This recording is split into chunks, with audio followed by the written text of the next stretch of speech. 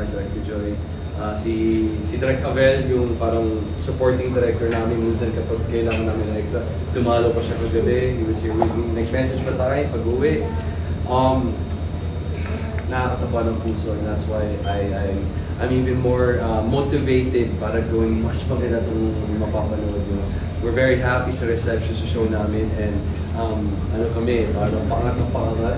And we're very, kumbaga, sa storyline, medyo mapusisi din ako. And sa awa ng Diyos, sobrang collaborative yung buong team, creative team ni Ms. Julian ng JRD unit. But directing, I never, honestly, set 19 years ago, paglabas ko ng PBB, hindi ko naman talaga inisip or never kumafathom na nandito ako sa point na to.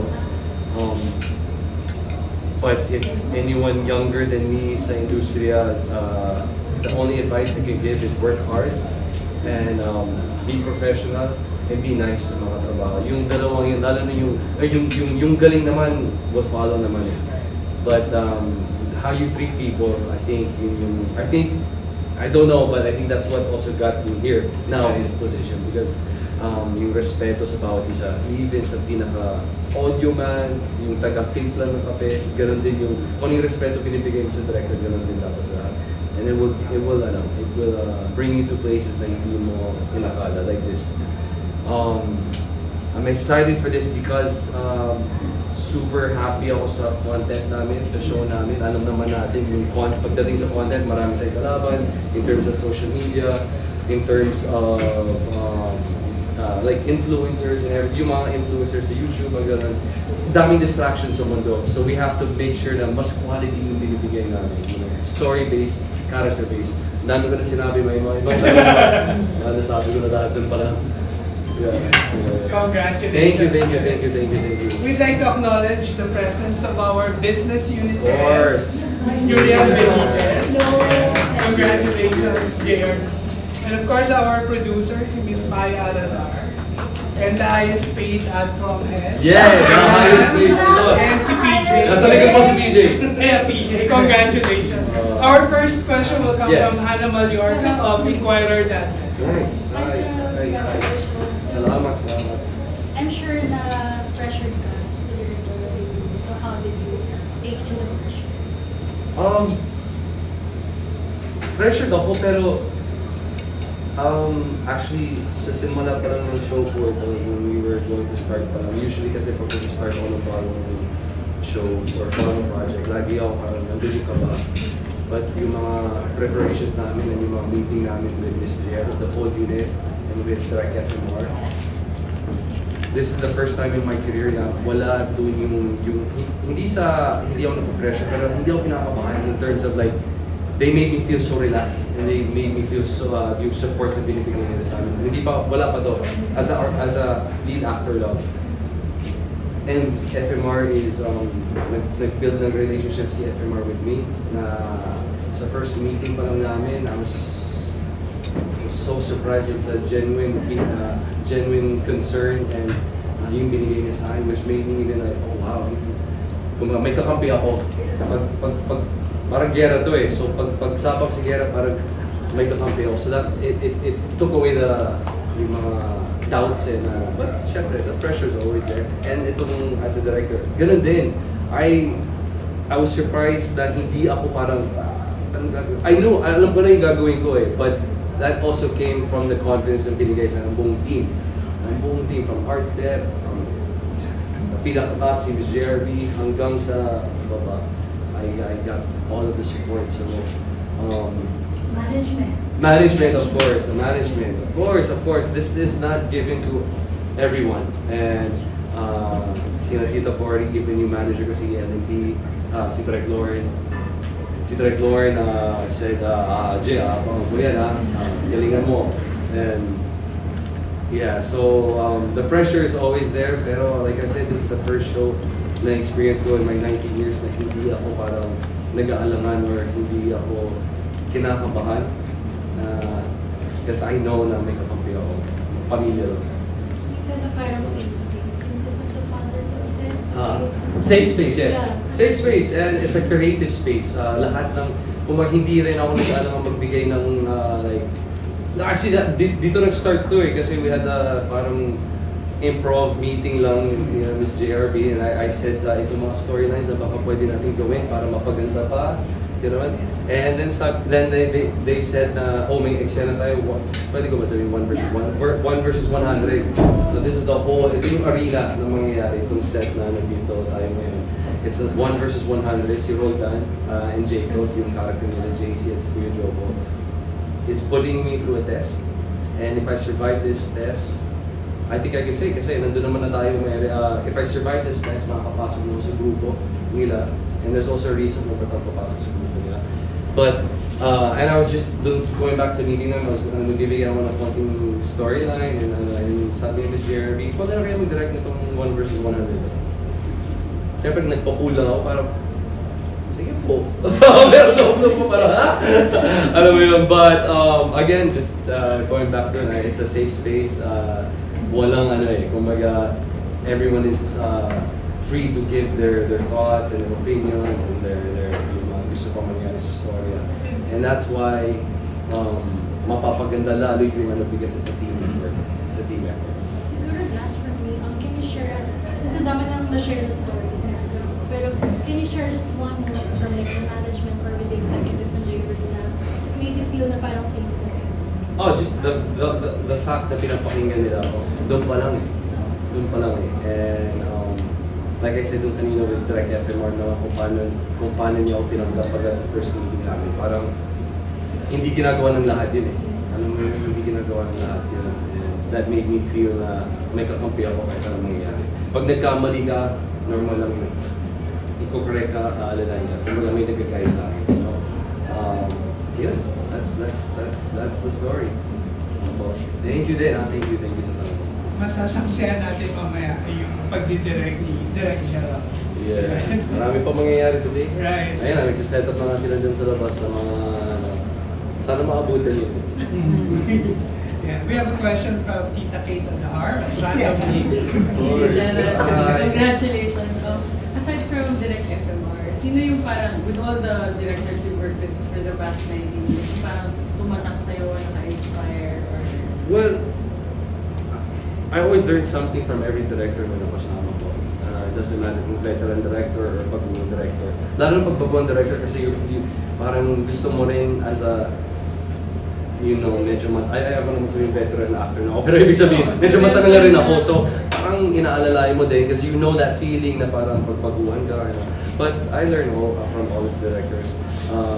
Siyempre, isa sa pinaka-mentor ko si Direk Ruel Bayani. Dating boss din natin sa ABS. And until this day, siya yung last phone call ko bago ako mag-start yesterday to direct. So, yung guidance na binibigyan niya sa akin. Yun, and of course, si LND, si Direk Lauren. Siya yung dahilan kung ba't ako nakapasok sa loob ng bahay ni Kuya. Diba? You always learn from everyone, and not only the director, from everyone. As long as you're open at gusto mong matuto. Yeah. Nabanggit na namin mo na naka-work na director, di ba? Ano yung parang naging effective na approach sa'yo pag medyo nakakatakot? O pag binibigyan ka ng freedom, magaan din? Oh, wow. Mix of both. Siyempre, ayaw mo rin na masyadong relax. But gusto mo rin na sa isang environment ka na tinatanggap din yung mga creative inputs mo. Or as an actor na parang, but hindi naman yung tipong sasabat lang ako para lang masabi na ano ba tawag doon, nagmamagaling or yung alam ko naman kasi bago ako sasabak sa isang meeting or ano man yan, inaaral ko muna talaga. And you know, so I just I don't go in there para mo akong matalino or ako yung tama or ano. It's always a collaborative thing. Salamat, manood ka. Ito naman, Jen, inabangan ka simula paglabas mo sa PBB. Grabe! Grabe ni si Ken Hito.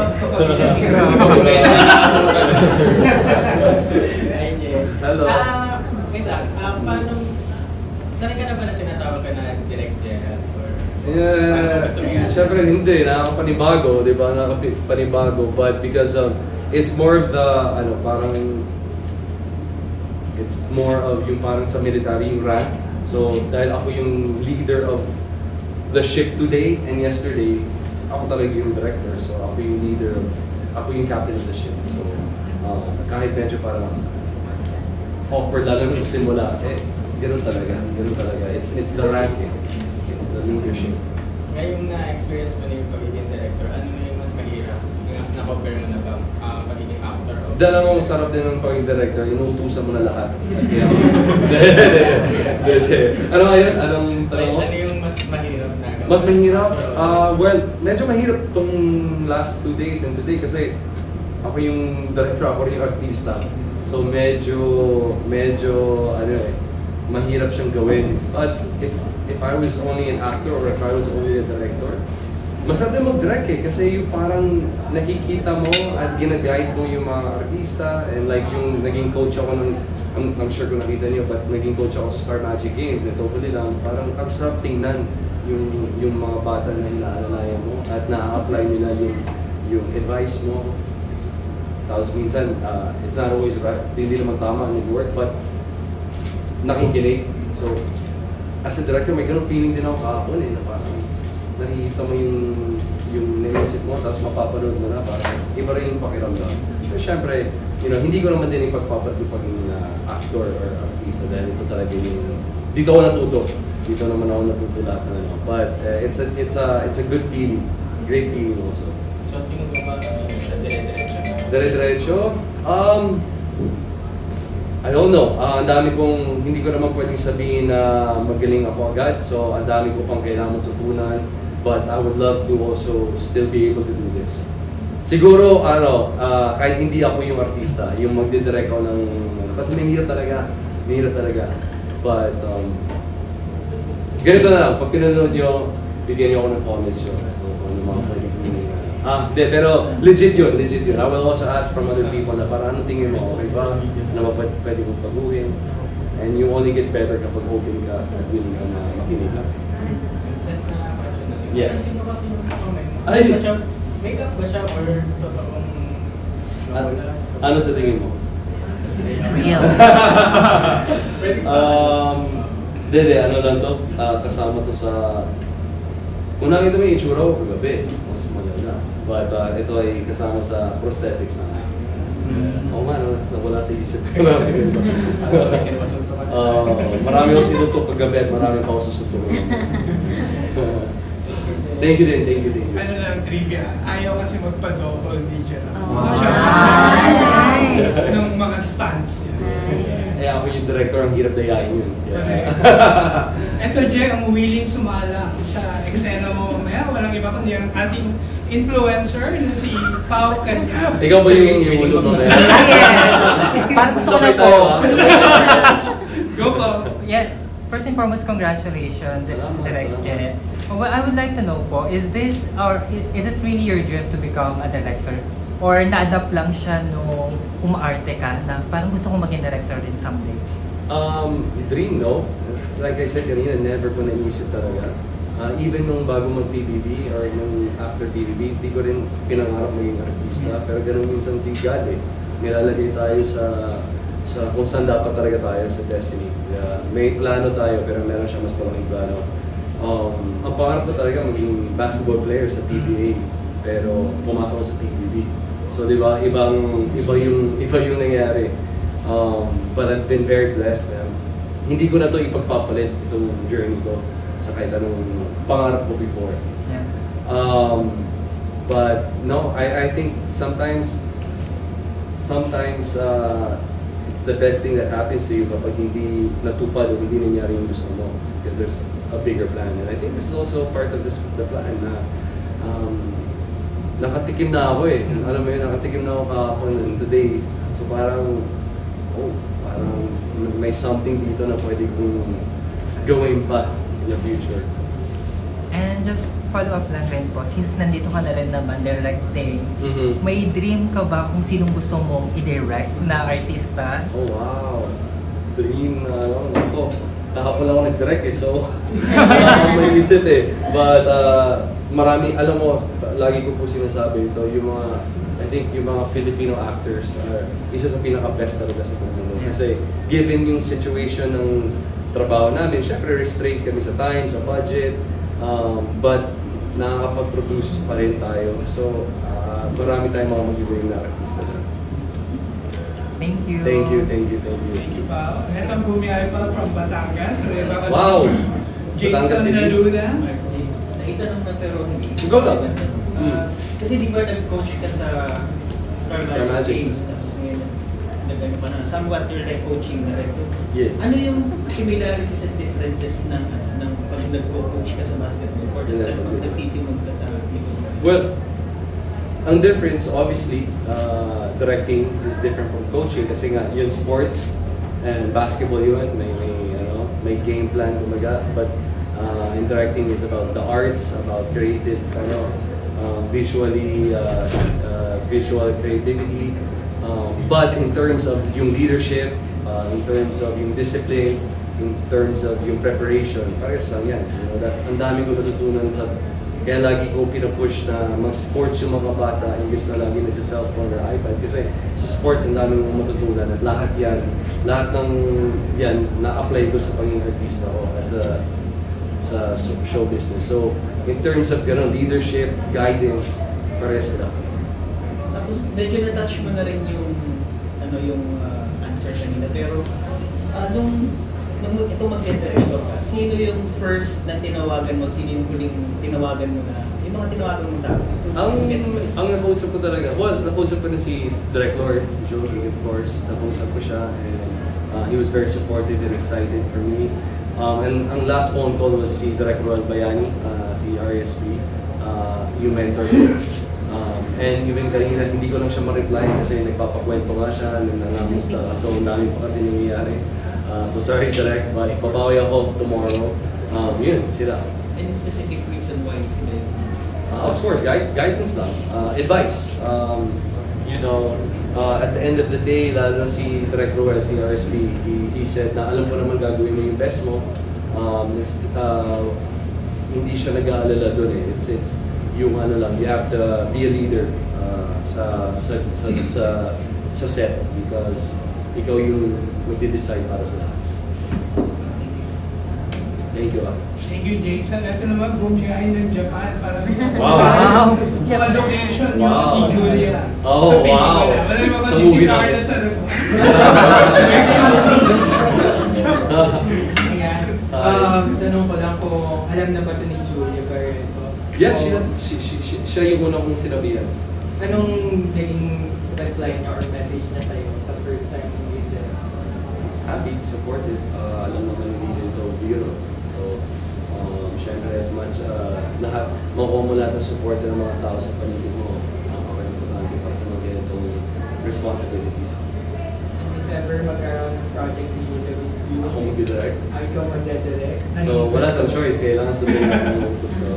Then, wala pa ako sa gano'n. Honestly, guys, tandaan nyo yesterday, kahapon lang ako una na gano'n. Kaya, but, thank you sa mga ganong tanong kasi you guys are looking forward pa kung ano mga pwedeng gawin. But we'll see.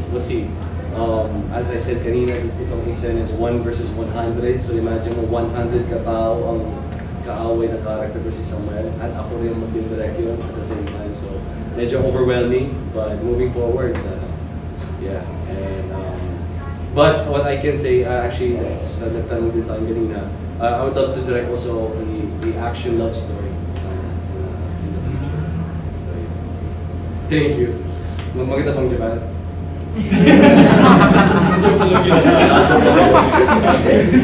We're done to our last question. At panggagaling yung kay Jemal Tando of Push.com. Push.com.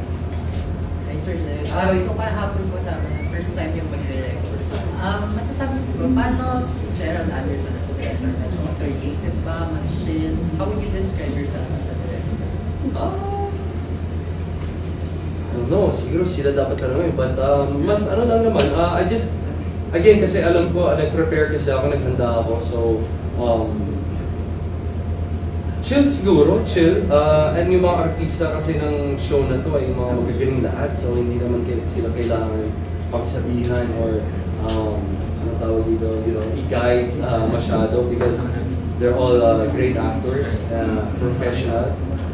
Siguro kung sa ibang set, baka maging mas mahirap kapag meron kang mga matitigas na artista.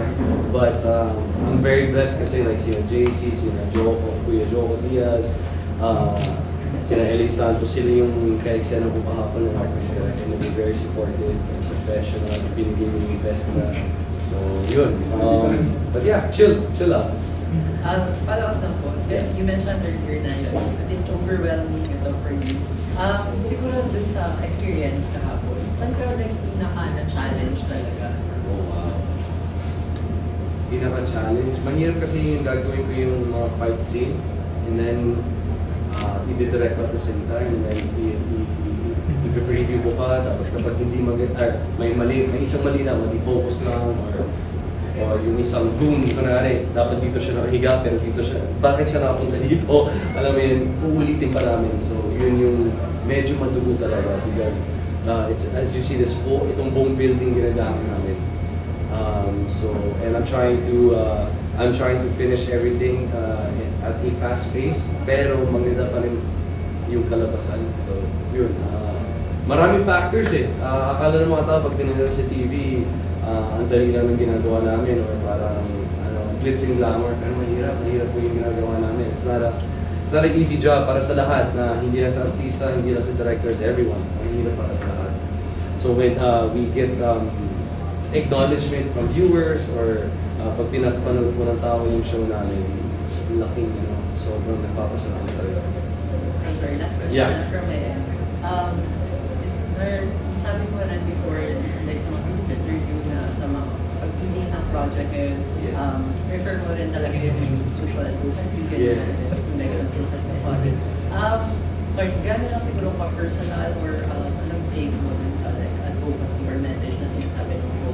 And paano mo siya ilalabas ngayon, like both as an actor and character?